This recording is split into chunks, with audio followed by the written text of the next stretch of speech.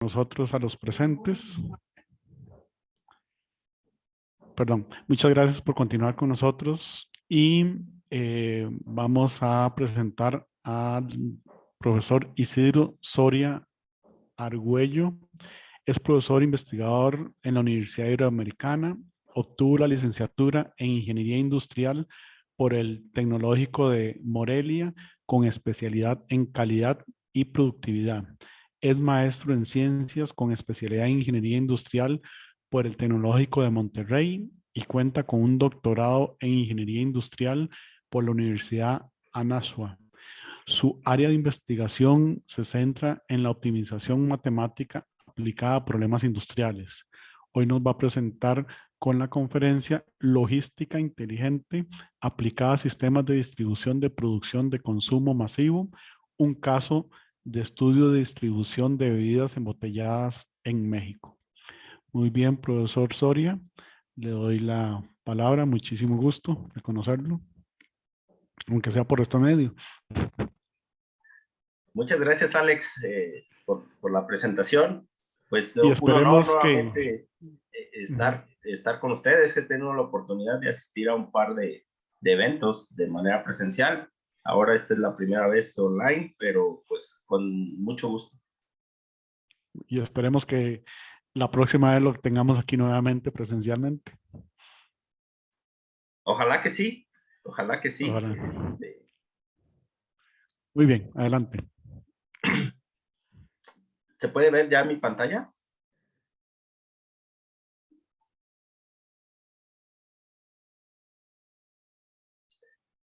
Muy bien, pues vamos a iniciar.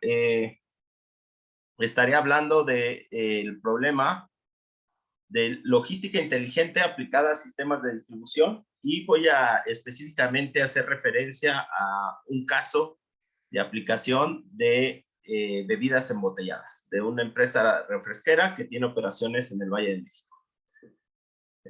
El contenido de la charla, voy a hablar un poquito de antecedentes, problemática, objetivos del trabajo, descripción del modelo de optimización, metodología de solución, resultados y conclusiones. También platicaré brevemente de hacia dónde nos estamos moviendo. Este es un problema que ya habíamos trabajado anteriormente con un sentido más de solución de la problemática empresarial, pero ahora lo estamos abordando desde un punto de vista de investigación un poco más profundo. Como antecedentes, aquí, después de Estados Unidos, hay en la literatura hay algunos artículos que publican y hacen referencia a Estados Unidos como el mayor consumidor de refrescos. Otros dicen que México ya lo rebasó y que México ahora es el primer lugar a nivel mundial.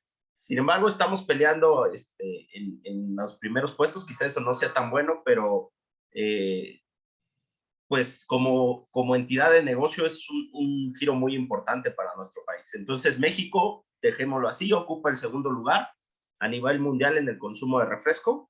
El consumo promedio por persona al año es aproximadamente de 160 litros y el 94% de la población consume este tipo de bebidas. ¿Dónde están los puntos de venta? Las pequeñas tienditas en México, por su geografía, hay una serie de negocios que están en las zonas y se conocen popularmente como tiendas de barrio. Estas pequeñas tienditas generan el 75% del volumen de ventas de bebidas embotelladas, no necesariamente refrescos. El 24% se comercializa en restaurantes, clubs, hoteles y discotecas y solo el 1% en tiendas de autoservicio. Es nada más para tener como una idea de cómo se mueven los refrescos a través de sus canales de distribución.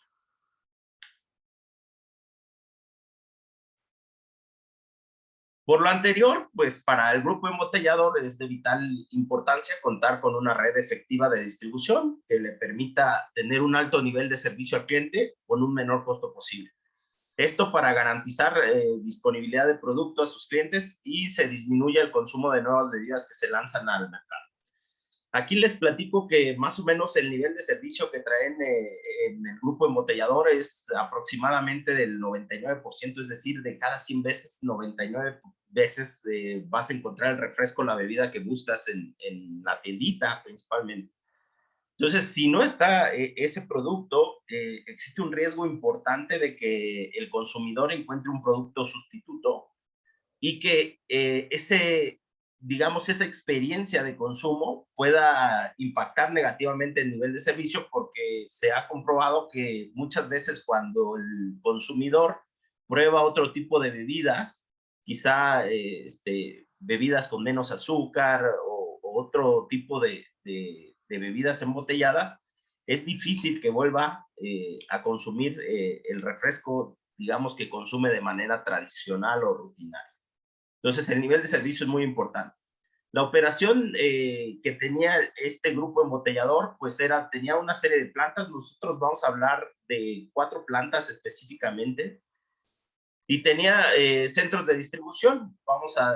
El análisis lo centramos en 4 plantas con 17 centros de distribución. Entonces, originalmente, pues cada planta abastecía a cualquiera de los centros de distribución. Y si observan, pues en realidad no había una red de distribución, sino que si estamos considerando 4 plantas, había 4 redes de distribución. Esto quiere decir que cada planta le podía surtir a cualquier centro de distribución toda la gama de productos que demandaba. Entonces podía pedir refrescos de sabores, refrescos de cola, aguas embotelladas. Entonces, en realidad, todas las plantas producían toda la gama de productos y las podían enviar directamente a los centros de distribución. Pero se empiezan a presentar problemas operativos en las plantas debido a,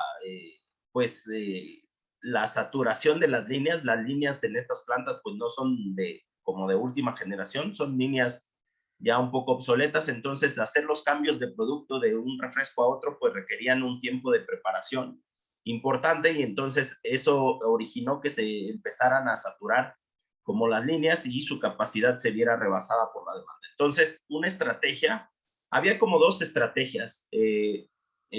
Una estrategia pues era invertir en nuevas líneas, mucho más flexibles, que pudieran cambiar de un producto a otro con un menor tiempo de preparación, pero eso requería pues de una inversión importante para el grupo. Y otra era, bueno, con el equipamiento que tenemos ahora, ¿cómo podemos hacer más eficiente el proceso de producción y de abastecimiento? Y entonces se decidió especializar las líneas. Y entonces la planta 1 solo producía una familia de productos.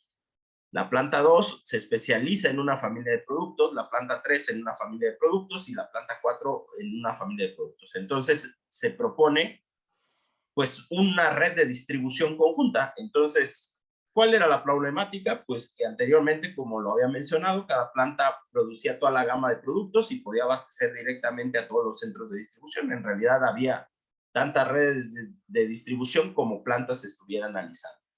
Se empezaron a presentar problemas de abasto debido a la capacidad productiva de las plantas, lo que originó tomar la estrategia de especializar las líneas de producción para no hacer una inversión importante. Esto obedece a que, debido a los problemas de producción y abasto, se experimentó una reducción en el nivel de servicio. En la entrega a los centros de distribución bajó del 99.6% al 95%. Y se empezaron a saturar almacenes en algunas de las plantas fabricantes. ¿Cuáles son los retos? Pues identificar ahora en este rediseño de la red de distribución, cómo situar macrocentros. Estos macrocentros son como una figura intermedia. Ahorita voy a presentar otro diagrama. Garantizando que si se abre, puedan recibir los productos de las 4 plantas, que es el caso de estudio, con el fin de formar la mezcla de productos requerida para el mercado. Luego, cómo construir el plan de envíos de los macrocentros, que es una nueva entidad, digamos, en la red de distribución, a los centros de distribución regionales. Y todo esto, pues, con el objetivo de minimizar los costos de la nueva red de distribución que integra plantas, macrocentros y centros de distribución. En esta nueva figura, ustedes pueden ver que ya agregamos la figura de los macrocentros. Por ejemplo, tenemos las plantas, un conjunto de plantas, tenemos una figura intermedia que son estos macrocentros que operan como tipo cross-dock. Un cross-dock que pues en términos muy sencillos es un almacén de alta velocidad donde el producto puede estar máximo 12 horas. y los centros de distribución. Entonces, nada más para platicar un poquito, profundizar sobre la propuesta de valores, pues, ¿dónde debo poner estos cross-dock? ¿En qué ubicación? La ubicación, pues ya como la empresa tenía recursos limitados para inversión, se consideraron zonas que ya tenían operando la empresa. Por ejemplo, plantas que tienen una capacidad importante, y entonces ahí se ponía el cross-dock, o centros de distribución que eran muy grandes, entonces también ahí se usaba la infraestructura, digamos, disponible para la empresa, con la finalidad de que la inversión pues no fuera tan cuantiosa en términos de instalar y operar un nuevo cross-dock desde cero, ¿no? Desde el tema de adquisición de los predios, construcción de los almacenes, rampas de carga, descarga. Entonces, todo eso se fue tratando de aprovechar de la infraestructura que ya se tenía disponible.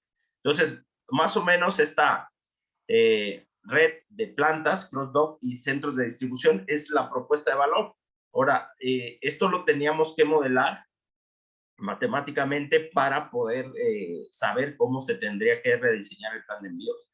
Entonces, se tenía que rediseñar la red de distribución para los próximos años y comparar la solución encontrada contra la solución óptima obtenida con programas de cómputo comerciales.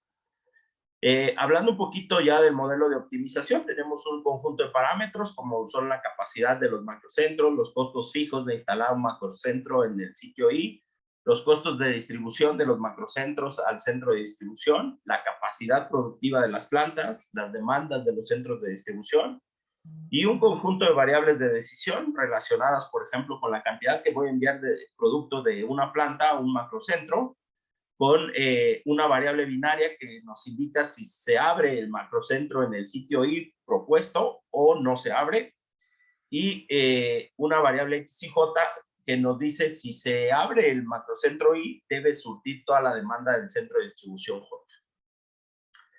El modelo matemático, obviamente, en la estructura, lo que buscamos minimizar es el costo de la red de distribución. Entonces, el primer término de la función objetivo lo que hace es minimizar el costo del plan de envíos de las plantas a los macrocentros como primera instancia. El segundo elemento de la función objetivo lo que hace es minimizar el costo de abrir y operar un nuevo macrocentro. Y la última parte de la función objetivo, el tercer término, es el plan de envíos de los macrocentros a los centros de distribución. El conjunto, el paquete de restricciones, por temas de tiempo no le voy a entrar tanto al detalle de todas las restricciones, los voy a platicar brevemente, pero la primera restricción, lo que me asegura es que la capacidad de las plantas no va a ser rebasada por la demanda de los macrocentros. El segundo paquete de restricciones lo que me dice es una restricción de conservación de flujo, pues lo que salga de las plantas debe ser lo que llega a los centros de distribución. No se puede generar producto de manera espontánea ni tampoco puede desaparecer.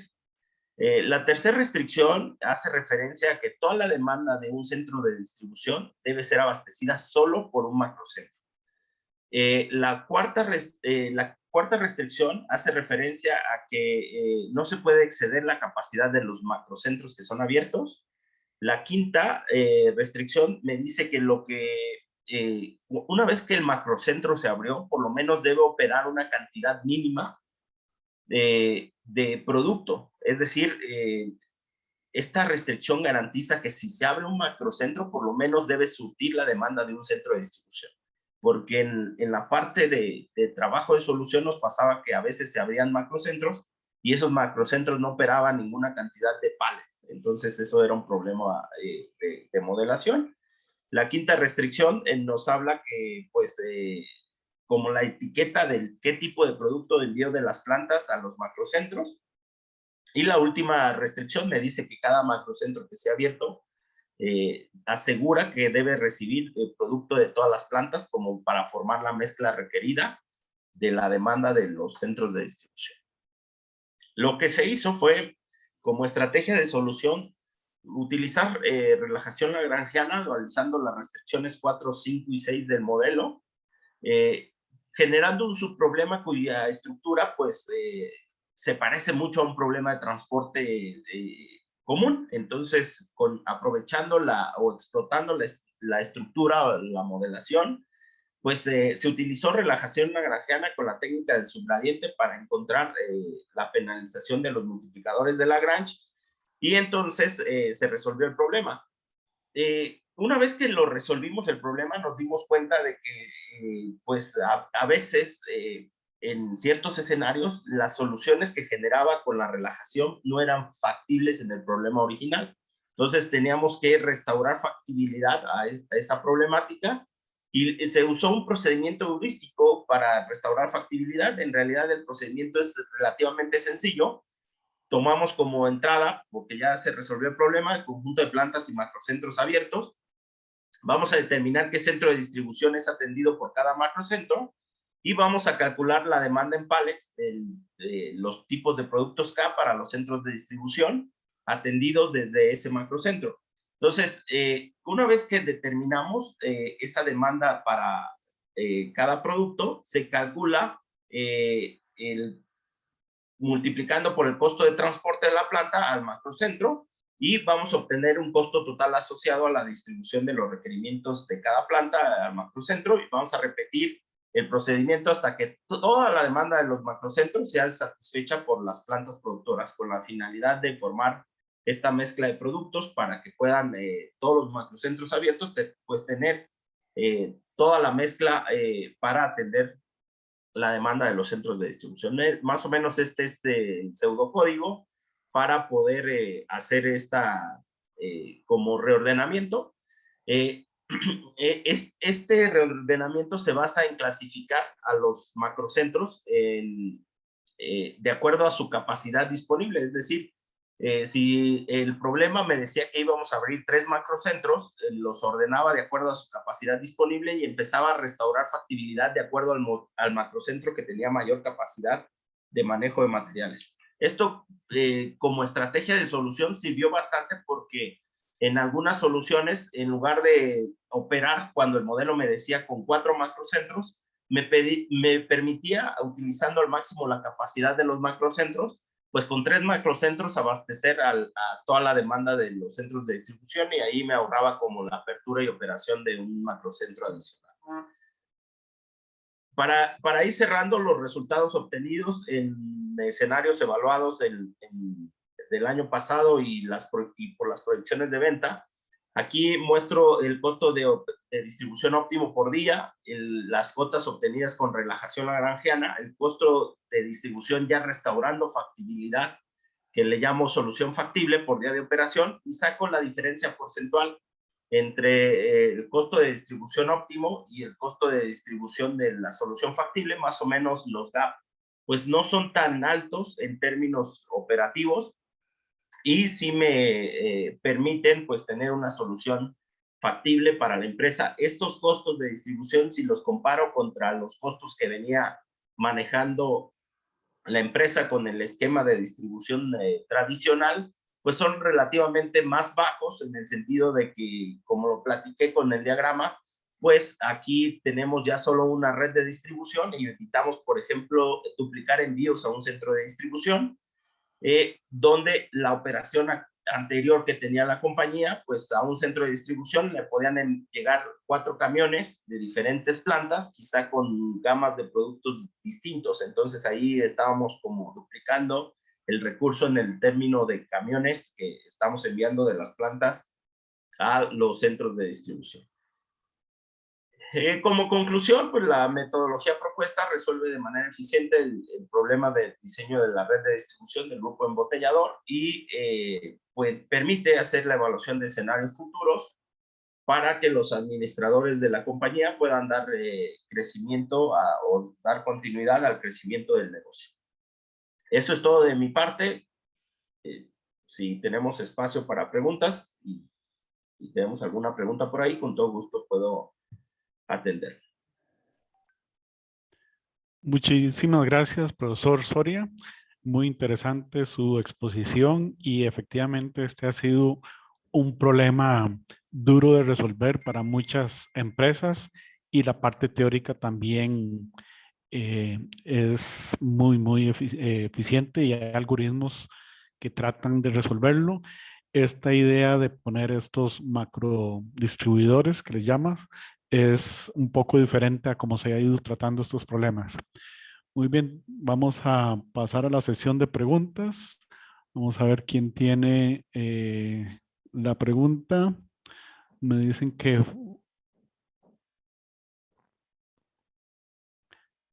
no, vamos a ver si alguien tiene alguna pregunta. Por favor, me lo hacen saber.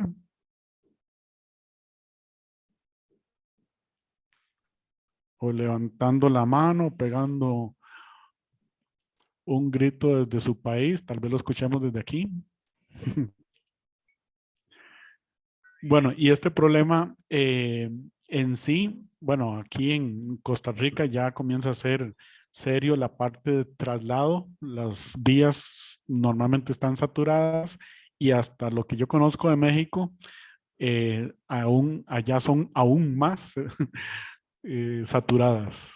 Es Entonces correcto. es un problema importantísimo resolver para las empresas. Eh, Vamos a ver si me aparece alguna pregunta. Hola, sí, tengo una pequeña. Sí, por favor, Digamos, Jennifer. sí, este tipo de procesos, no sé si ha explorado alguna técnica de machine learning como para optimizar, si se aplicaría. Sí, de hecho, estas técnicas pues empiezan a cobrar gran relevancia. Si observan, pues nosotros la propuesta que hicimos es un poco tradicional en el sentido de que se usa una técnica pues de relajación o descomposición del problema, pero estas técnicas sobre todo empiezan a cobrar gran relevancia en el tema de analizar un poco más a profundidad o a detalle el tema de transporte y sobre todo si estamos haciendo transporte en tiempo real, pues estas técnicas son de gran ayuda porque te permiten a lo mejor rediseñar la ruta por la que debe irse el camión para poder abastecer la demanda de los clientes.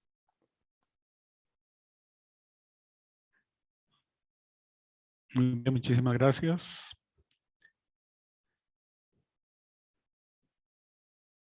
Bueno, también yo tengo ahí una sugerencia.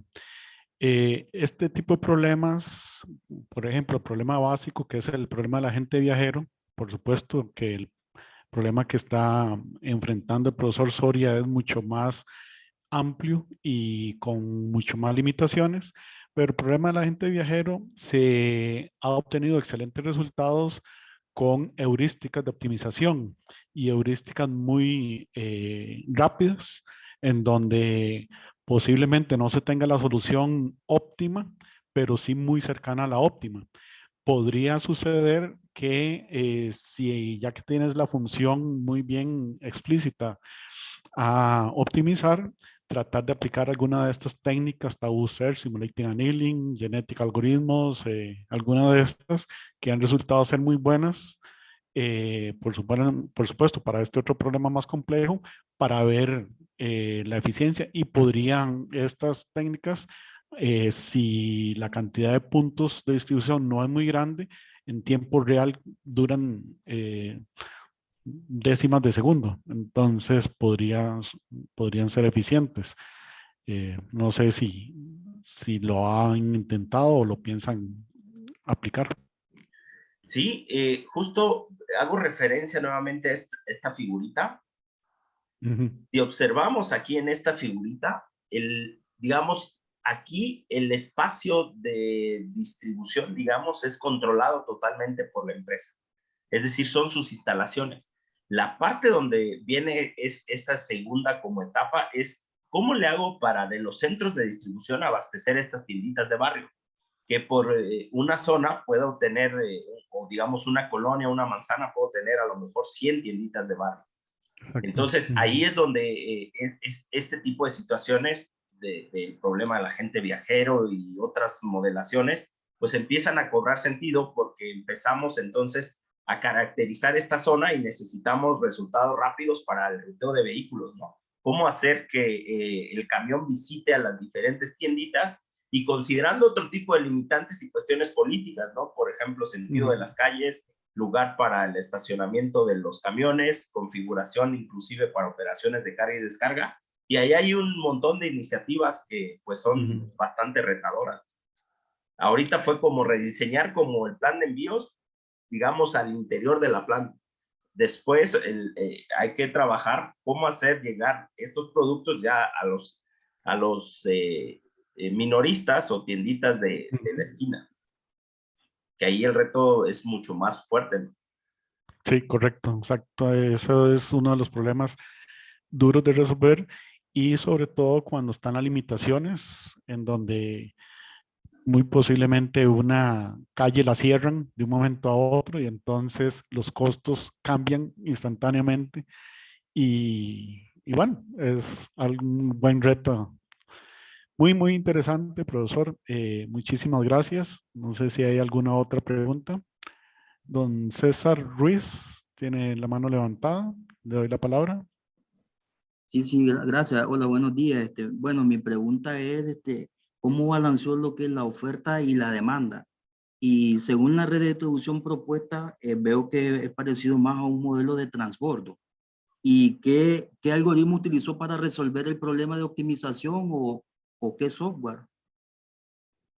Sí, el problema de balanceo no estaba o no está declarado explícitamente porque, como lo digo, pues más que el balanceo, pues es como el movimiento interno de la planta para prepararse para atender la demanda de los clientes. Entonces, el problema ahí pues era más como el ajuste de la capacidad de las plantas. Ahí se rebalanceó un poquito en cuanto a capacidad de las plantas por tipo de producto. Entonces se especializó y con eso se ganó tiempo. Más o menos el tiempo de cambio de, por ejemplo, hablemos de refrescos, de un refresco de sabor o una Coca-Cola, por ejemplo, pues el tiempo de cambio podría estar alrededor de 4 horas en lo que se hace el lavado y sanitización de toda la línea de producción, pero si cambio, por ejemplo, de una presentación de Coca-Cola de 600 a Coca-Cola de 2 litros, los cambios son menores, entonces un tiempo de preparación, digamos, de 6 horas o 8 horas pasó a 1 hora y media o 2 horas. Entonces ahí se ajustó en cuanto a términos de capacidad productiva. El algoritmo está programado en Python y se utilizó Gorubi para la solución exacta y en el tema de relajación lagrangiana utilizamos el método de subgradiente.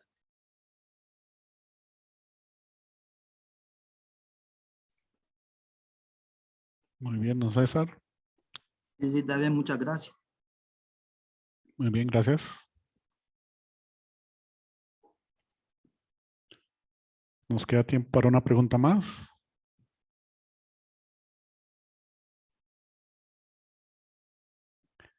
Muy bien, al parecer quedó bastante claro. Sin embargo, cualquier duda adicional, entonces pueden dirigir con el autor. Muchísimas gracias a todos los presentes y damos por finalizada esta sesión.